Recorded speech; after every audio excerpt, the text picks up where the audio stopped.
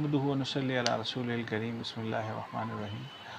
Homeopathy for all के उन्वान से एक दफ़ा फिर सलमान अहमद आपकी खिदमत में हाजिर है। काफ़ी अर्सा गुजरने के बाद आज हम एक नई वीडियो लेकर आ रहे हैं। कुछ ज़ाती मसरूफ़ियात रहीं कोविड की वजह से भी, और कुछ फैमिली मैटर्स के हवाले से भी, और लॉकडाउन का सिलसिला रहा, और रमज़ान बीच में आया, ईद आई।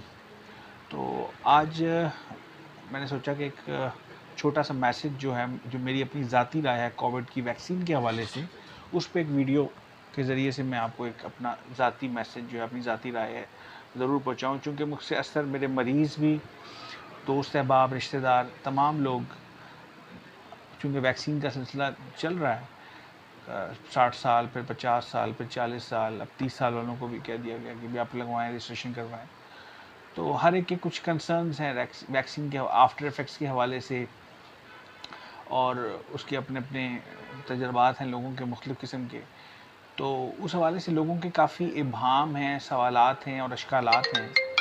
तो हमने सोचा कि इसके ऊपर कुछ एक छोटा सा मैसेज, जो मेरी अपनी ज़ाती राय हो सकती है, जिससे ज़रूरी नहीं है, इख्तलाफ किया जा सकता है, कि जब तक, चूँकि हमारे पास कोई सर्टिफाइड किस्म की प्रूविंग के रिज़ल्ट्स मौजूद नहीं हैं किसी भी वैक्सीन के, चाहे वो स्पुतनिक हो या कोई भी हो, किसी भी ओरिजिन से उसका ताल्लुक़ हो, और मेरी अपनी ज़ाती राय ये है कि क्योंकि हमारे पास वो किसी किस्म का डाटा मौजूद नहीं है, और कोई भी इसकी जो है रिस्पॉन्सिबिलिटी लेने को तैयार नहीं है इदारा।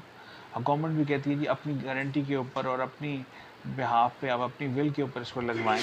तो मैं ये कहना चाहूँगा, या मैं अपने मरीज़ों को भी कहता हूँ, अपने दोस्त से बाब रिश्तेदारों को भी कहता हूँ कि भाई आप वेट एंड सी वाली पॉलिसी को इख्तियार करें। देखें, इतनी जल्दी ना करें। आपका जब तक कोई काम ऐसा ना फंसा हो जो वैक्सीन की वजह से रुका हुआ है, जैसे आपने ट्रैवलिंग करनी है, इंटरनेशनल ट्रैवलिंग करनी है, या कोई और भी काम है, कोई मसले मसाइल ऐसे हैं जिसके लिए वैक्सीन बहुत ज़रूरी है, तो आप उस दर्जे में आप वैक्सीन ज़रूर लगवाएं। या 60+ के जो हमारे सिटीज़न्स हैं, सीनियर सिटीज़न्स हैं, वो ज़रूर लगवाएं।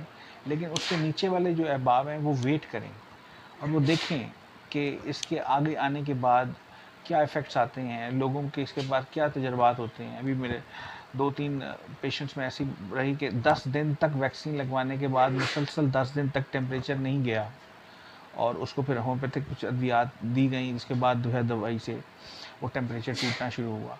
तो ये ज़रूरी नहीं है कि हर एक को ऐसा हो, मुख्तलिफ़ लोगों में इसके मुख्तलिफ़ किस्म के इफ़ेक्ट्स आ रहे हैं। बाद लोगों को किसी किस्म की कोई फीलिंग नहीं है, कोई इफ़ेक्ट नहीं है, कोई उनकी बॉडी रिस्पॉन्स नहीं दे रही, रिएक्ट नहीं कर रही किसी भी हवाले से। तो मेरी अपनी ज़ाती राय ये है कि वेट किया जाए, अनलेस अनटिल आपको बहुत शदीद ज़रूरत हो, आप वैक्सीन ना लगवाएं, और वेट करें, लोगों को लगवाएं, उनके तजुर्बात से फ़ायदा उठाएं, उनको देखें, और आगे जाके क्या सिचुएशन आती है, क्या हालात बनते हैं, और फिर उसके मुताबिक अपना फ़ैसला लें। लेकिन सीनियर सिटीज़न जो हैं, जो 60+ वाले हैं, वो ज़रूर जो हैं वो वैक्सीन लगवा लें।